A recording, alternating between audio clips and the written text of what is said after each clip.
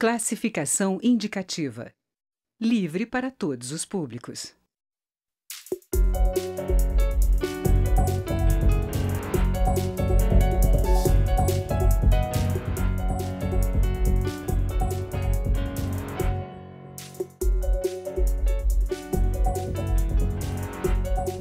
Olá!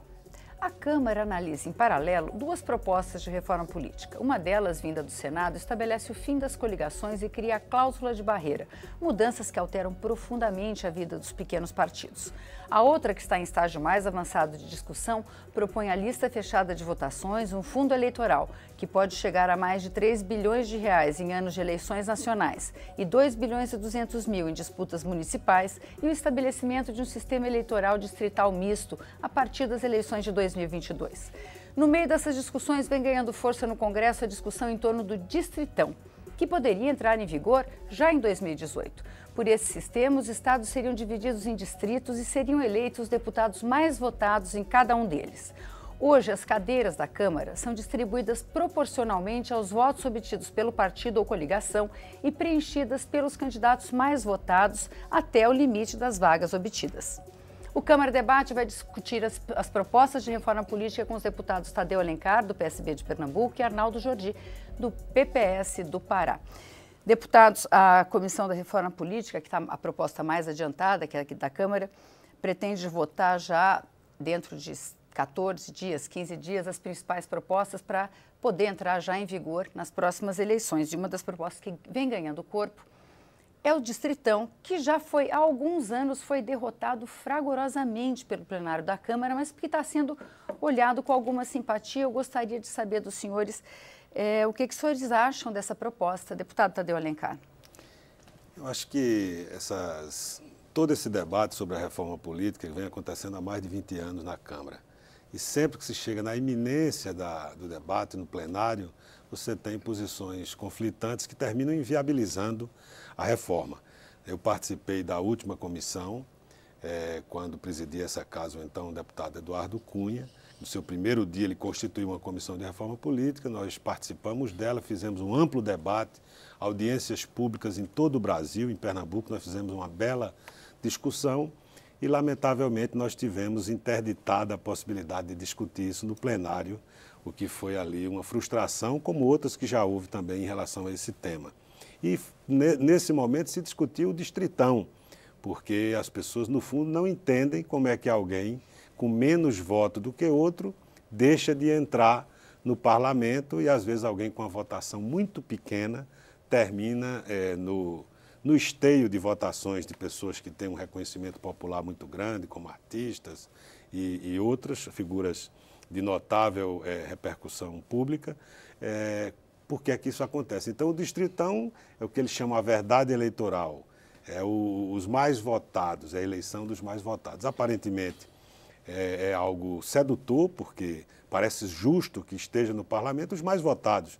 Eu, particularmente, tenho dificuldade nessa compreensão, porque acho que o Distritão, ou a verdade eleitoral, como queiram, ele fragiliza enormemente a ideia de partidos políticos. Eu acho que a política é fundamental, é onde as coisas são decididas numa sociedade, mas ela se expressa através dos partidos, dos valores que esses partidos alimentam. Nesse sistema, a ideia de partido fica muito fragilizada, cultuada a personalidade, o individualismo, e por isso eu acho que, na medida em que confronta a ideia de partido, além do fato de que há um conjunto de votos que certamente será desprezado, porque alguém que tiver 400 mil votos, ele não vai mais transferir para os integrantes ou do seu partido ou da sua coligação, permitindo que haja um conjunto de pessoas com, pelo menos em tese, afinidades com os valores daquele partido, daquela coligação. De modo que eu percebo que há um crescimento da ideia do Distritão, alguns por resistência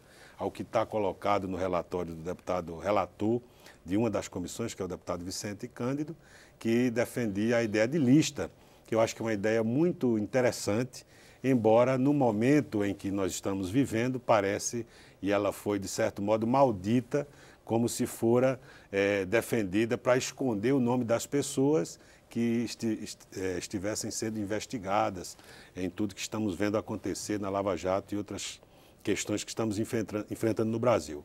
De modo que eu tenho resistência ideológica, teórica, conceitual, filosófica à ideia do distritão.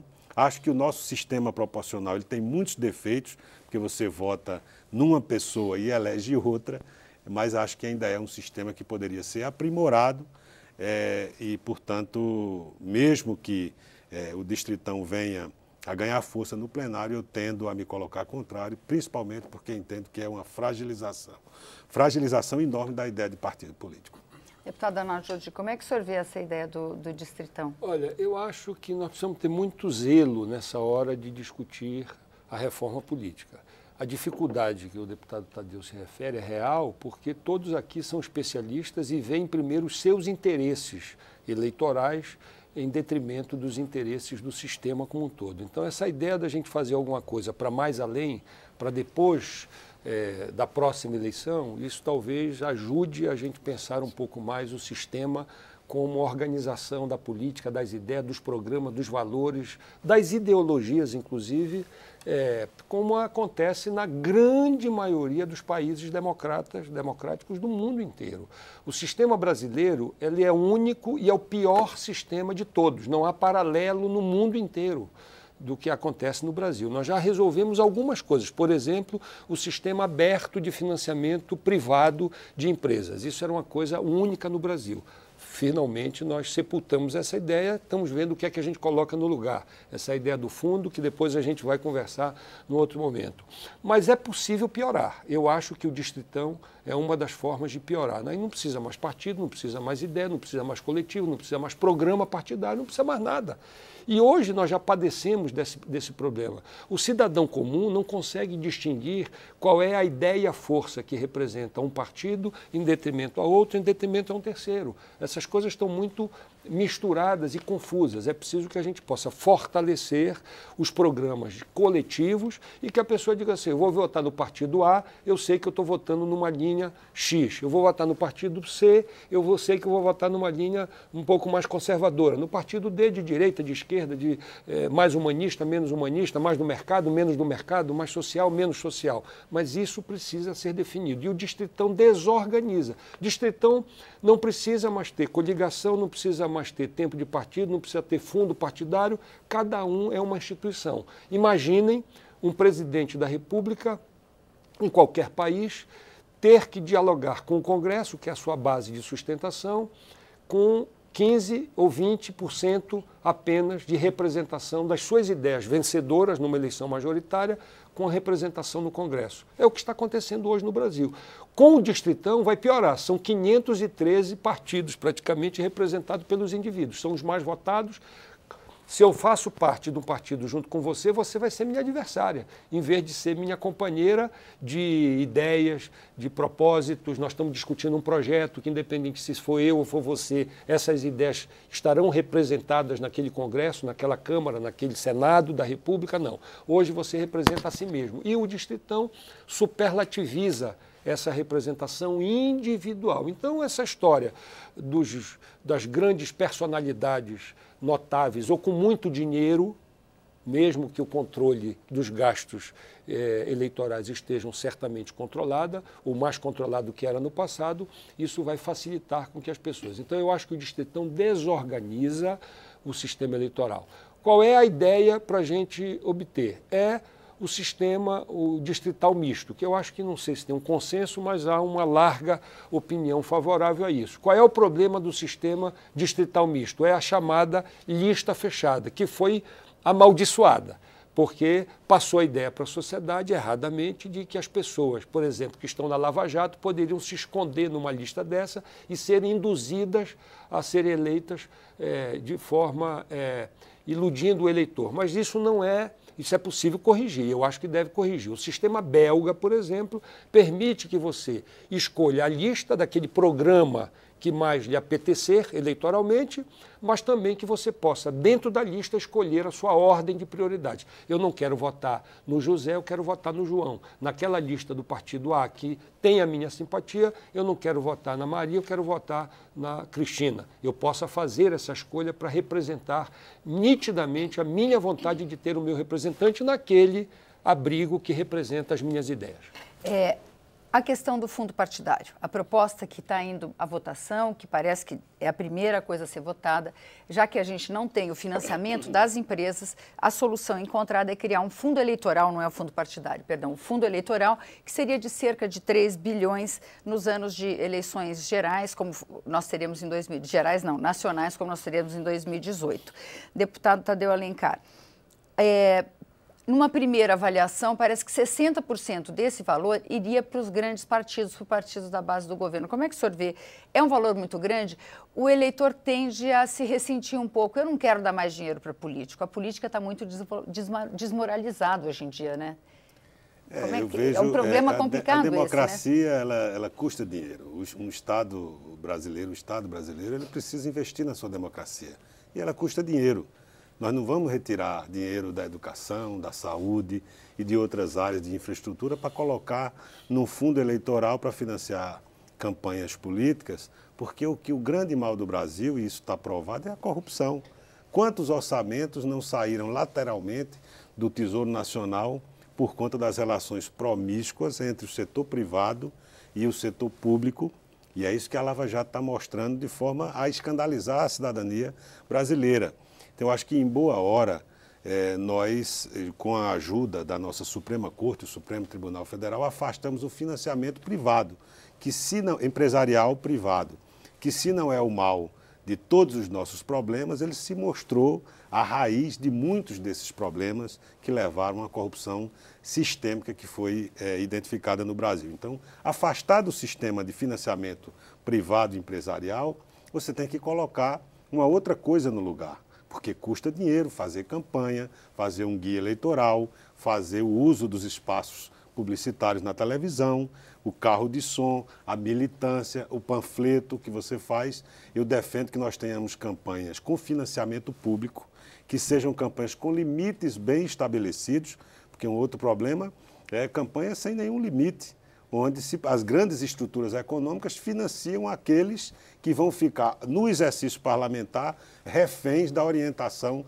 daquelas corporações econômicas. Então, financiamento público, financiamento privado apenas de pessoa física, limites bem estabelecidos, e esse financiamento público ele tem que sair de um lugar que é o Tesouro Nacional. 3 bilhões pode parecer, a princípio, um valor muito elevado, mas eu acho que ele sendo bem distribuído, sendo distribuído democraticamente, permitindo que haja uma igualdade na competição de um servidor público, de alguém de classe média, de um líder sindical, de um jovem, de um empresário, de qualquer um que tenha na disputa, financiado pelo Estado brasileiro, uma mínima condição de igualdade na competição. Isso dá densidade à nossa democracia. E só quem pode ter interesse em financiar isso é o próprio Estado brasileiro. O que eu acho que a gente deve ter cuidado é de que a distribuição desses recursos pelos partidos seja feita de forma efetivamente democrática e não um sistema que hoje é baseado, a distribuição do fundo partidário, por exemplo, é baseada nas bancadas que se formaram na última eleição, as bancadas de deputado federal. Agora se quer fazer com base nas bancadas que estão hoje em vigor, porque hoje houve muita migração entre os partidos. Isso prestigia enormemente o que disse aqui meu companheiro deputado Arnaldo Jordi, as grandes estruturas partidárias. Então, eu acho que a gente tem que começar a debater com a sociedade e mostrar que o grande mal não é o dinheiro para a política, porque a política, nós não vivemos sem ela. Isso que desestimula muita gente séria participar da política, porque não tem dinheiro para disputar uma eleição. Né? Um funcionário público, alguém de classe média, eu sou um funcionário público, eu não tenho, no sistema de financiamento empresarial privado, você vai competir desigualmente com muitas estruturas financiadas e com objetivos muito claros de defender interesses corporativos que nem sempre são os interesses do país. Então, acho que tem que ter, sim, um fundo eleitoral.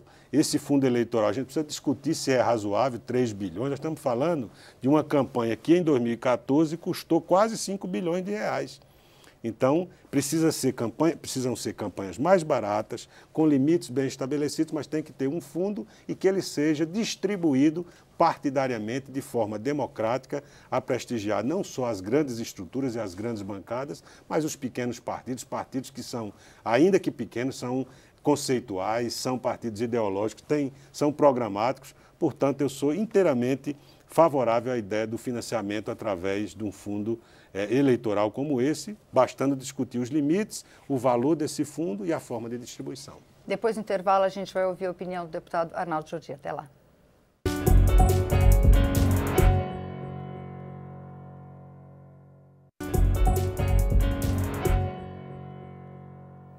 O Câmara Debate está de volta. Hoje nós estamos discutindo reforma política com os deputados Arnaldo Jordi, do PPS do Pará, e Tadeu Alencar, do PSB de Pernambuco. Deputado Arnaldo Jordi, o que o senhor acha desse fundo eleitoral de cerca de 3 bilhões? Olha, nós precisamos mudar tudo em relação a financiamento de campanha no Brasil. Parte desses constrangimentos são derivados disso, dessa promiscuidade político-empresarial que praticamente capturou. Nós recebemos com tristeza, há poucos dias atrás, o depoimento de um dono de uma empresa, este meliante chamado Joesley Batista, dizendo que financiou 1.829 políticos, de deputado estadual a presidente da República nas últimas eleições. E gastou 656 milhões de reais em financiamento empresarial em campanhas. Eu pergunto, qual o interesse do seu Joesley Batista, a não ser esse que nós estamos vendo agora, capturar personalidades, ter na mão mandatos e figuras públicas advogando em favor dos seus interesses empresariais? Aliás, um outro empresário já disse que para cada 1 milhão que investia na política e através de propina, recebia 4 milhões de volta por conta dessa relação promíscua, imoral, obscena que nós assistimos. Então, nós precisamos rever isso tudo. Financiamento empresarial, nunca mais. Isso já deu o que tinha que dar para o constrangimento de todos. Abrir um fundo, acho que é possível, é preciso que a gente compreenda que é preciso ter um mínimo de simetria. Muitas vezes um trabalhador não pode se candidatar porque não tem um mínimo que o partido possa lhe garantir para fazer o panfleto, o deslocamento, pagar um programa de televisão. Mas isso não pode ter excesso, até porque os parâmetros da campanha de hoje precisam ser revistos. Por que não se investe mais nos debates? Por que as emissoras de televisão só fazem o debate na última semana praticamente da campanha, quando 70% do jogo já está jogado? Por que não começa a ouvir os candidatos no início da campanha para que os eleitores possam avaliar o perfil, a biografia, os propósitos, como é que isso evoluiu ao longo do debate? Isso tudo precisa ser revisto. E as campanhas hoje, pelas mídias sociais, podem se tornar um meio infinitamente mais barato, como aconteceu na França, por exemplo, agora. Então, 3 bilhões para este fundo eu acho um absurdo. Nós podemos reduzir bastante isso. Isso é dinheiro do contribuinte. É verdade que esse recurso não sairá da saúde nem da educação. São recursos que já estão previstos para o financiamento da democracia, que custa, mas nós precisamos ter zelo com isso, respeitando o erário. Segundo, nós não podemos beneficiar, como quer o senador Romero Jucá, os grandes partidos. Aliás, os grandes partidos são responsáveis por 70% a 80% dos constrangimentos que nós estamos vendo hoje. Tem partido que estava no governo até um dia desse, que está com a sua direção praticamente toda na cadeia. Tem partidos, o atual partido do atual presidente Michel Temer, tem boa parte das suas lideranças ou denunciados ou indiciados na Lava Jato. Alguns, inclusive, com medo de perder um fórum privilegiado para serem presos. O PSDB teve a sua principal liderança, o senador Aécio Neves, envolvido numa denúncia flagrada no áudio que foi constrangedor, jogando por fora quase 51 milhões de votos que teve na última eleição, ou produzindo grandes decepções. Então, os grandes partidos são, na verdade, responsáveis. O que nós não podemos fazer agora é uma equação para beneficiar esses grandes partidos que são responsáveis por boa parte da tragédia, da decepção, da frustração que nós temos no sistema de representação e no financiamento político. Portanto, nós temos muita reserva, não ao financiamento público que precisa ter. Nós podíamos criar um fundo, as empresas que quisessem aportar recursos para financiamento da campanha aportavam não para o candidato, mas aportavam para este projeto da democracia, e a gente estabeleceu um fundo público, como é a ideia, mas não na formatação que querem fazer hoje, essa tentativa de oligarquizar ainda mais a representação da política brasileira e, pior, prestigiando aqueles que foram os malfeitores do exercício da política, constrangendo a sociedade como hoje. Hoje, o problema não é dos pequenos partidos, o problema é dos grandes partidos. O maior partido hoje da República, no Brasil, é o PMDB. É o maior partido, o maior número de vereadores, o maior número de prefeitos, o maior número de coisas. Com muita gente boa, muita gente boa, como qualquer um. Mas há quanto tempo o PMDB não disputa um projeto no Brasil? Há quanto tempo o PMDB não apresenta um candidato a presidente da República para tentar sensibilizar mentes, corações, a paixão do eleitor em torno de um projeto de melhoria das condições, um projeto de nação? Há muito tempo. Acho que o último candidato foi Ulisses ou Quercia, há mais de quase 2 décadas atrás. Então, eu não sei se o problema está nos pequenos partidos. Nós precisamos, evidentemente, regrar melhor esse sistema, porque não tem sentido ter 31 partidos políticos no Brasil. Essa é a outra... Só para concluir, eu acho que a restrição nas coligações, estabelecendo uma cláusula então, é isso que eu queria colocar agora, essa questão. Barreira mínima, a gente pode equacionar melhor. Como é que a gente resolve a questão de ter uma proliferação de partidos e, ao mesmo tempo, garantir, como o senhor estava falando, deputado Tadeu Alencar, que os pequenos partidos também tenham espaço e tenham garantia na democracia brasileira, porque eles têm também, os pequenos partidos, com representação ideológica, com representação política no país? Eu acho que nós vivemos uma anomalia nesse sistema que permite essa proliferação de partidos. Hoje é mais fácil criar um partido político do que promover um projeto de lei de iniciativa popular. É muito mais simples você criar um partido. Não é à toa que tem aí 28, acho, em funcionamento com representação na Câmara, 34 com registro reconhecido do TSE e mais de 50 pedindo para serem criados, porque o partido virou um negócio. O chefe do partido é dono de um cartório naquele estado e ele passa a decidir a vida e a morte das pessoas que vão ser candidatas, que não vão, serve para negociar tempo de televisão, fundo partidário, ou seja, da forma como está, os partidos não são expressão da sociedade no fortalecimento da democracia. Eles viram verdadeiros arranjos mercantis. Então, a primeira providência, que eu acho que é a PEC do Senado, a PEC 282, de iniciativa do senador Aécio Neves e do senador Ricardo Ferraço, ela corrige isso, ela proíbe as coligações partidárias nas eleições proporcionais. O que é que isso vai gerar? Vai fazer com que cada partido ele dispute a eleição